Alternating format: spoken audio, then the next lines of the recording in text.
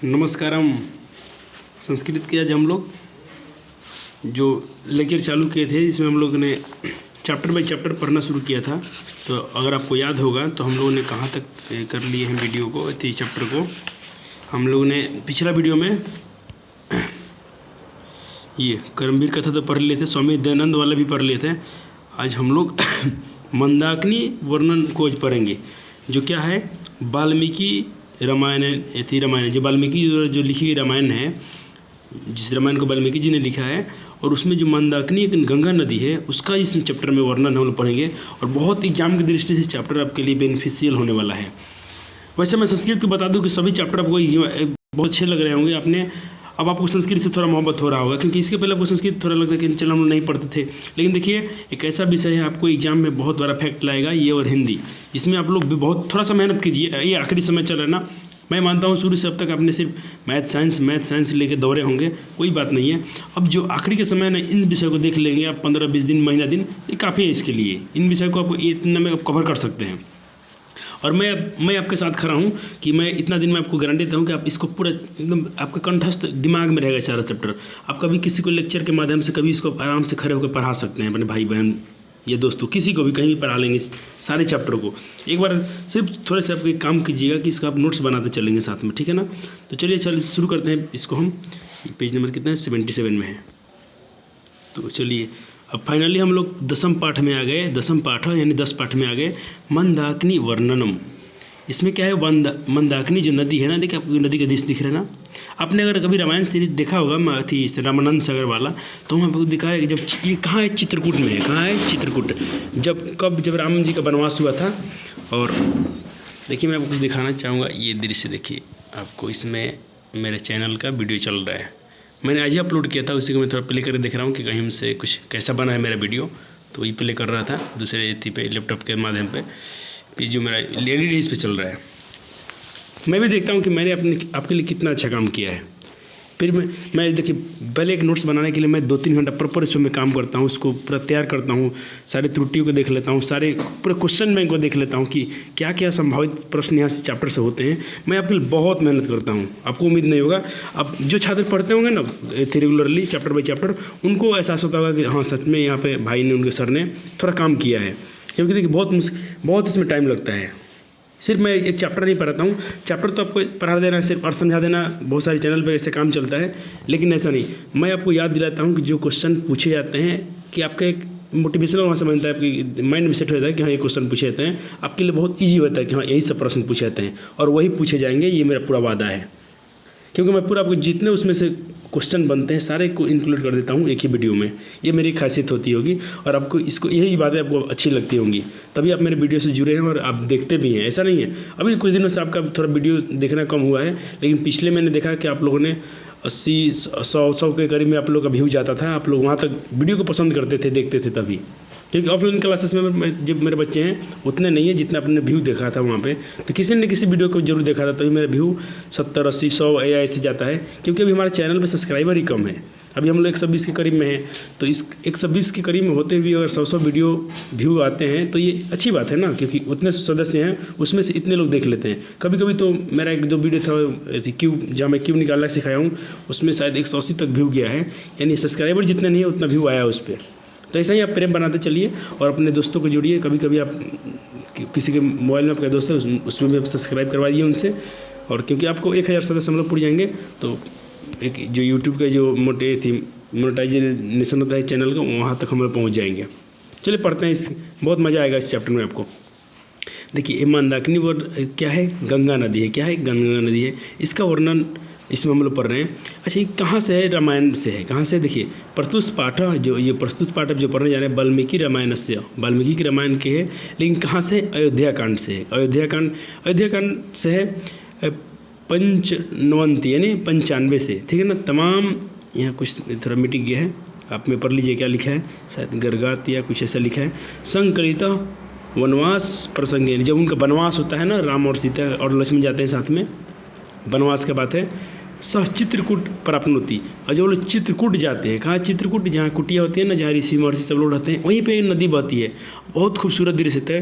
यही राम जी इस दृश्य को अपने माता से माँ सीता मैया से इसको दृश्य को मतलब वर्णन कर रहे हैं राम जी कि कितनी खूबसूरत है प्रकृति की खूबसूरती के बारे में वर्णन किए हैं यहाँ पे। और संबोधित करते हैं। संबोधन मतलब क्या होता है, ये संबोधन का चिन्ह होता होगा, मैं जैसे हे सीते, हे बालक, यही संबोधन रहता है ना। संबोधन अपने कार्यक्रम पर होगा करते हैं। रघुवंश काव्य त्रयोदशते करोति अनुष्टे पुच्छंदर्शी महर्षि वाल्मीकि मंदाकिनी वर्णने प्रकृति यथार्थ चित्रण। जो क्या पढ़ने जा रहे हैं अभी तक हम लोग देखा, ये सब हम पढ़ेंगे कि जो महर्षि वाल्मीकि जी हैं उनके द्वारा ये मंदाकिनी वर्णन चैप्टर जो है, इसमें प्रकृति का, इसमें हम लोग यथार्थ चित्रण पढ़ेंगे। प्रकृति का यथार्थ चित्रण यानी प्रकृति के कितने सारे रूप होते हैं, प्रकृति में क्या क्या खूबियाँ होती हैं, प्रकृति कितना सुंदर होता है, नेचुरल जो होता है हमारा क्या है प्रकृति, यानी ईश्वर क्या है। प्रकृति को ईश्वर बोला जाता है। जो हमारा वातावरण है इसी को हम लोग ईश्वर बोलते हैं, क्योंकि वातावरण में क्या है, पानी है, हवा है, यही तो ईश्वर है ना, रियल, जिससे हम लोग जी रहे हैं। चलिए पढ़ते हैं। इसमें लिखा कि विचित्र पुलिना रम्याम हंस, देखिए आज हंस होता है ना, हंस रासरसी सेविताम कुसुम पुरे पनम पश्य मंदाकिनी नदीम। यानी जो मंदाकिनी नदी है इसकी खूबसूरती कैसे है। कुसुम यानी फूल है, वहाँ पे क्या है, हंस जो है, जो नहीं होते नदी तालाब में हंस खेलते हैं, पक्षी, हंस पक्षी होता है, उसमें वो चल रहा है, खेल रहे हैं। यही चित्र जो खूबसूरती दिख रही है राम जी को, वही श्री राम जी माता सीता से कर रहे हैं। ठीक है ना। तो आप इसको कैसे लिख देंगे, नोट्स में आपको दिखाता हूँ। आप लिख देंगे इसमें, देखिए ये संबोधन का जिक्र कर देंगे, क्योंकि यहाँ बताया गया है कि संबोधन कर रहे हैं। क्या कर रहे हैं, हम लोगों ने पढ़ा था क्या, हाँ, सीताम संबोधयति, यानी सीता को संबोधन कर रहे हैं। तो बार बार इसको हम लोग हर लाइन में इसको लिख देंगे तो थोड़ा अच्छा लगता है ना, कि कहाँ से बातें निकल रही हैं। तो राम जी क्या बोलते हैं, हे सीते पुष्पों से रंग बिरंग, पुष्पों से परिपूर्ण रंग बिरंगे तट मतलब क्या था, किनारा वाली हंसों पर सारस पक्षियों से सुशोभित, यानी सेवित है ना। सुशोभित क्या है, मंदाकिनी नदी की सुंदरता की देखो। बोले कि श्री राम जी बोल रहे हैं कि हे सीते देखिए अब कितनी खूबसूरत है ये मंदाकिनी नदी। क्यों, क्योंकि यहाँ रंग बिरंगे फूल हैं, हंस है, सरस पक्षी है, ये सब शोभा बढ़ा रहे हैं। किसकी शोभा बढ़ा रहे हैं, मंदाकिनी जो नदी है, गंगा नदी। मंदाकिनी क्या है, गंगा नदी है, छोटी सी है, इसकी खूबसूरती बढ़ाए हुए हैं। कौन कौन, फूल, पक्षी, सारस। ठीक है ना। इसी को अब बढ़ा चढ़ा के, कभी कभी मैं आपसे पूछा है कि थोड़ा इसको 100 शब्दों में लिखिए, 50 शब्दों में लिखिए, तो जो बातें आपसे एक्स्ट्रा बता रहा हूँ इसी बातों को आप हूबहू लिखेंगे। ठीक है ना। चलिए अगला पंक्ति पर, इसमें टोटल में शायद 10 पढ़ना है। एक बार देख लेते हैं पूरा कितना है। 2 इधर है और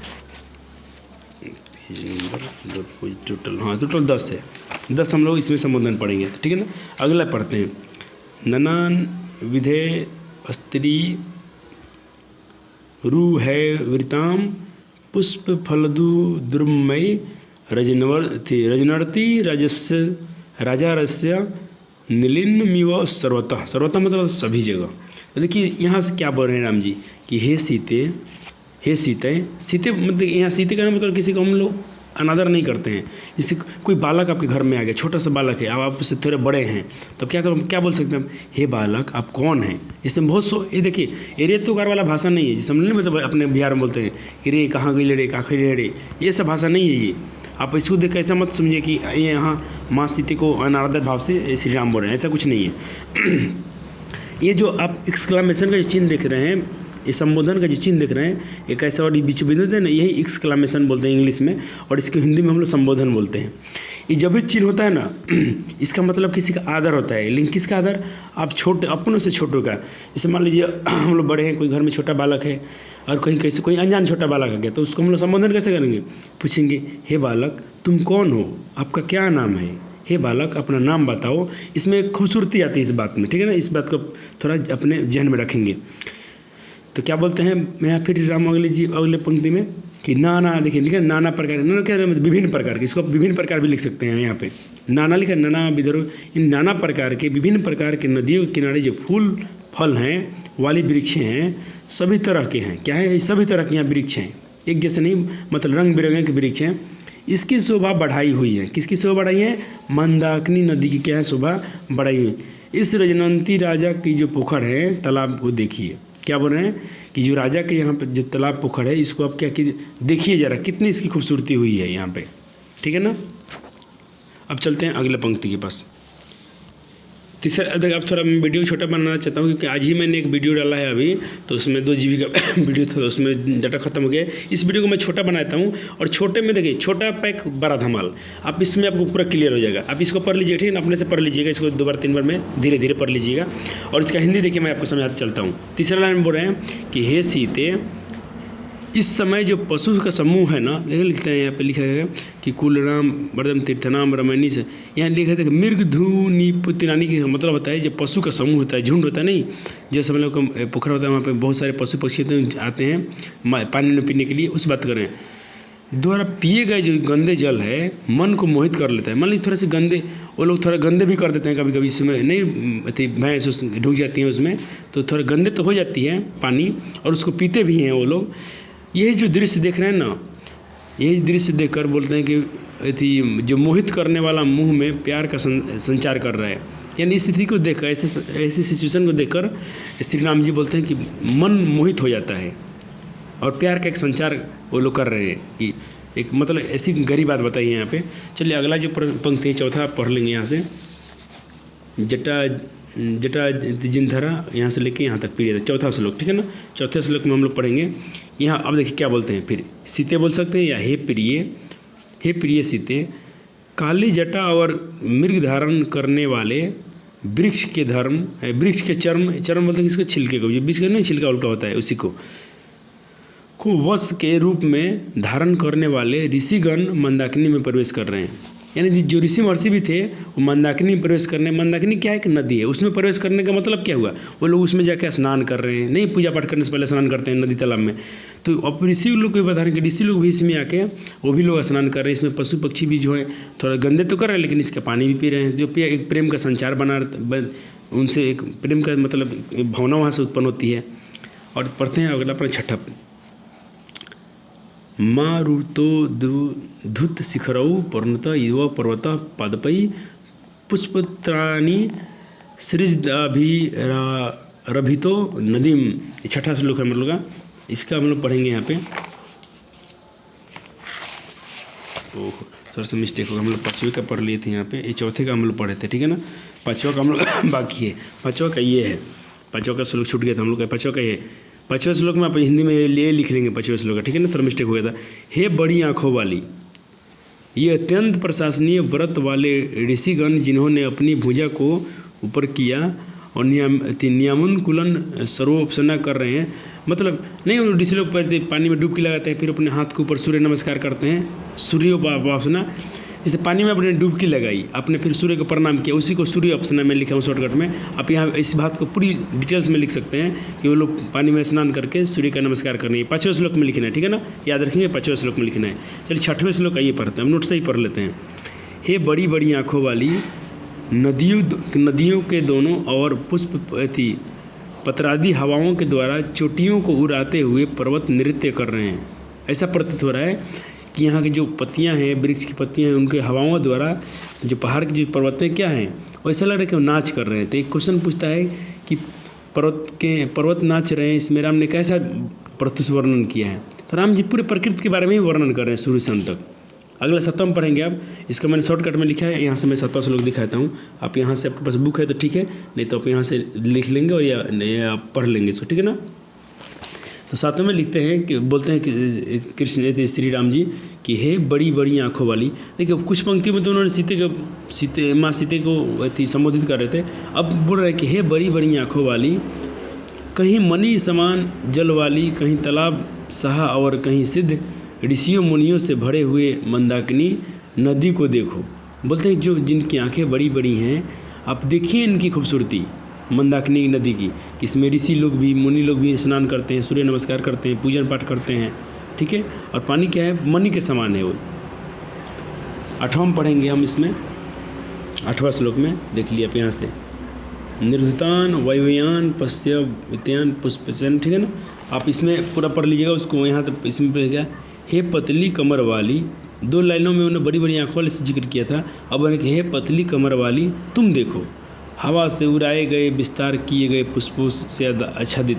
हवा उड़ा देते हैं ना, जब पुष्प को उड़ा के बिखेर देती है तो क्या उसको विस्तार से मतलब एक लाइन बाई लाइन उसको मतलब क्या करती हैं, उसको सजा देती है इस टाइप से। और आच्छादित तैरते हुए मंदाकिनी को देखिए, मंदाकिनी तैर रही है हवा। कभी कभी देखते हो ना कि हवा पानी में लहर मारती है तो ऐसा लगता है कि पानी तैर रही है हवा के माध्यम से, उस बात को जिक्र किए हैं। यानी पूरी प्रकृति के बारे में बात करते हैं। अब 9वां श्लोक में एक बार देख लीजिएगा, यहाँ से आप यहाँ से पढ़ लेंगे 9वां श्लोक, ठीक है ना। अब यहाँ 9वें श्लोक में बता रहे हैं श्री राम जी, हे कल्याणी, कल्याण करने वाली, देखो नदी के दोनों ओर मीठी बोली चाले चहकने वाली पक्षी, ये जो मतलब है उसके साइड में जो पक्षी हैं, जो आवाज़ें हैं मीठी मीठी बोली हैं, जिसने पक्षी चिड़िया चहचहाती हैं तो वो ऐसी चिड़ियाएँ हैं जो उनकी आवाज़ें कैसी हैं, मीठी मीठी हैं। अंतिम यही बात को लिखना है इसमें आपको 10वां में। अब थोड़ा सा इंतजार कीजिए, आपको टेंशन नहीं लेना, प्रश्न क्या पूछेगा मैं बताऊंगा वही पूछेगा। अब बिल्कुल घबराइए नहीं कि मैं आपको क्या पढ़ रहा हूँ, आप सिर्फ इसको एंजॉय कीजिए, एक कहानी समझिए, आप कथा सुन रहे हैं, ठीक है ना।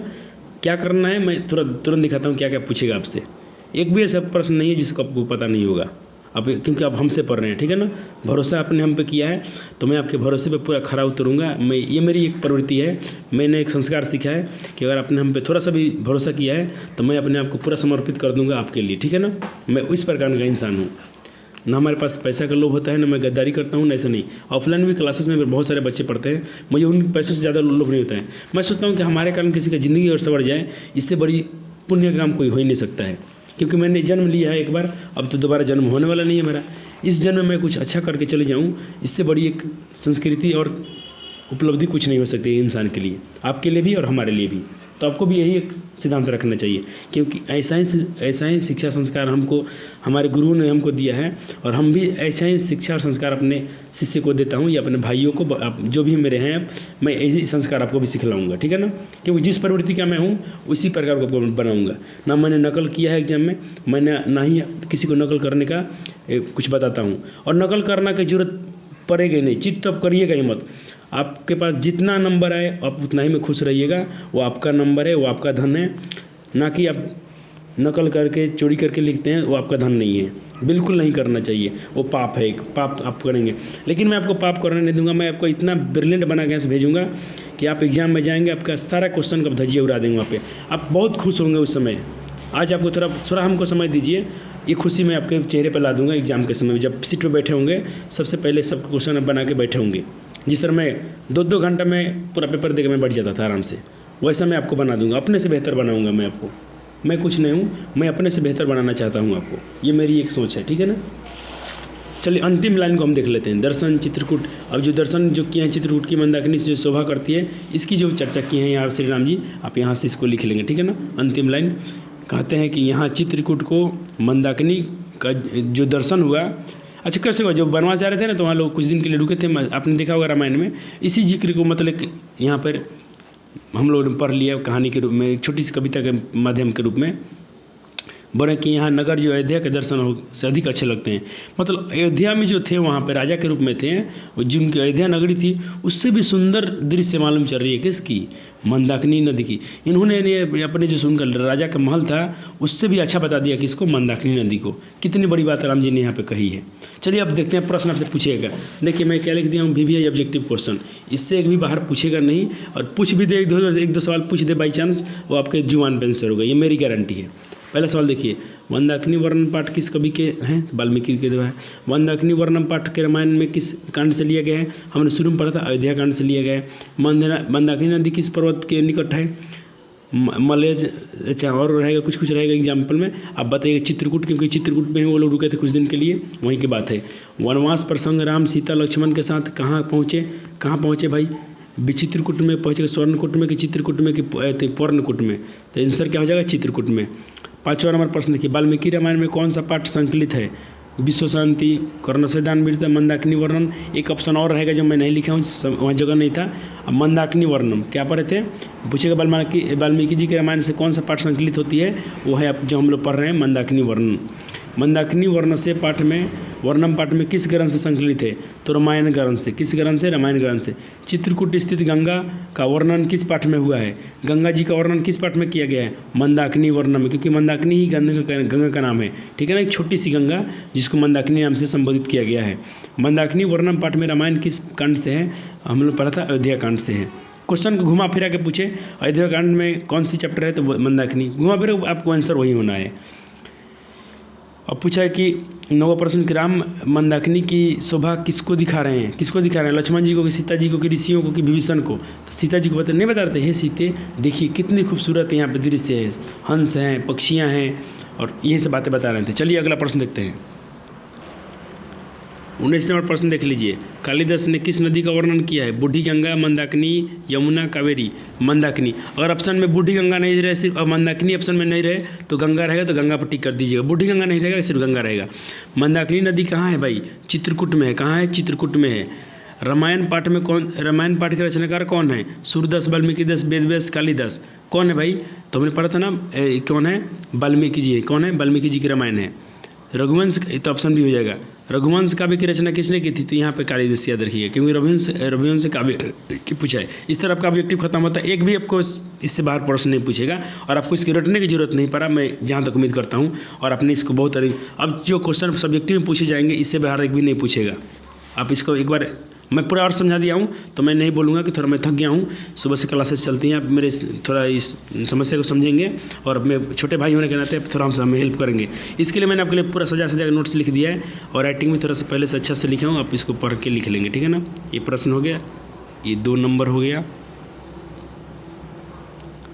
ये 3 नंबर आपका हो गया। इसमें अपने बात को भी आप इंक्लूड कर सकते हैं, ठीक है ना। जरूरी है कि अब यही छापना है जाके एग्जाम में। आप इसको आप शब्दों से खेल सकते हैं और खेलना चाहिए आपको। ये और ये बात मंदाकिनी वर्णन से हमें क्या शिक्षा मिलती है? यही शिक्षा मिलती है ना कि हमको प्रकृति की शोभा जो है बहुत अच्छी होती है, इसको हमें बचा कर रखना चाहिए, सुरक्षा करना चाहिए। एक प्रश्न आपके लिए छोड़ दिया हूँ, अति संक्षेप में मंदाकिनी नदी का वर्णन कीजिए। इसका मतलब है कि जितने अपने मंदाकिनी नदी के आसपास जो घटनाएं पढ़ी, जो शोभा था, फूल था, उसको पूरा लिख देंगे, वही आपका हो जाएगा। इसलिए मैं लिख दूँ सेल्फ स्टडी, इसको आप खुद से कर लीजिए। बहुत आसान प्रश्न है। किस कारण से मंदाकिनी की जल कलुषित है? आपने पढ़ा था ना कि उसमें पशु जाके उसमें पानी पीते हैं तो थोड़ा गंदे कर देते हैं, इसीलिए क्या है कलुषित है। अर्थात वहीं पर जो मन को मोहित करने वाला दृश्य भी देखे थे वो। आखिरी प्रश्न है इस चैप्टर का, चित्रकूट की गंगा की शोभा का वर्णन अपने शब्दों में कीजिए। या क्वेश्चन को पूछ दे मंदाकिनी का वर्णन अपने शब्दों में कीजिए, या क्वेश्चन को पूछ दे कि मंदाकिनी की शोभा का वर्णन किस रूप में किया गया है, बताइए। प्रश्न 3, क्वेश्चन अनेक, उसका आंसर 1 हो जाएगा। चलिए, उम्मीद करता हूँ कि आपको वीडियो अच्छा लगा। सेशन को लाइक कीजिए, अपने दोस्तों के साथ शेयर कीजिए और वीडियो को ज़्यादा से ज़्यादा देखते रहिए और सब्सक्राइबर थोड़ा बढ़ाइए। आप छोटे भाई होने के नाते इतना मेरे लिए कर सकते हैं। तो थैंक यू। मिलते हैं अगले दिन, अगले बजे के रात के बज चुके हैं 9:35 हो रहे हैं। तो शुभ रात्रि, और आपका जो सारे सपने हो माँ सरस्वती पूरा करें, ये मेरी कामना रहेगी। आपके लिए मेरी वंदना रहेगी कि आपके जीवन में आप अच्छे ऊंचाई तक जाएँ और अपने मम्मी पापा का नाम रोशन करें और आने वाले समय में कुछ अच्छा सा कोई पद पे जाके आप देश की सेवा करें, गरीबों का कल्याण करें, अपने असहाय लोगों को हेल्प करें। ये आपको मैं संस्कार शिक्षा यहाँ से देता हूँ। थैंक यू, धन्यवाद। गुरुकुल में आपका वीडियो देखने के लिए बहुत बहुत शुक्रिया।